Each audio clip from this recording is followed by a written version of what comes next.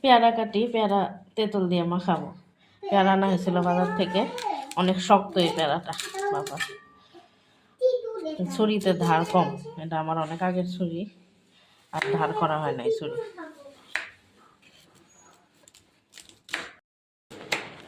তেঁতুল ফ্রিজে রেখে দিয়েছিলাম, একটু পানি দিয়ে তেঁতুল মাখাই নিলাম, শক্ত ছিল।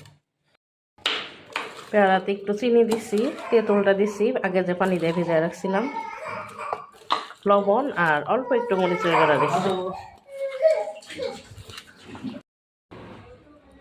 খেয়ে দেখি কেমন হয়েছে।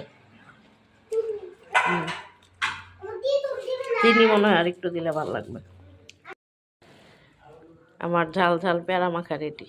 এভাবে করে দেখতে পারেন, তেঁতুল দেওয়া মাখা, একটু চিনি, একটু লবণ আর হচ্ছে মরিচের গুঁড়া, কাঁচা মরিচও দেওয়া যায়, ভাল লাগে খেতে।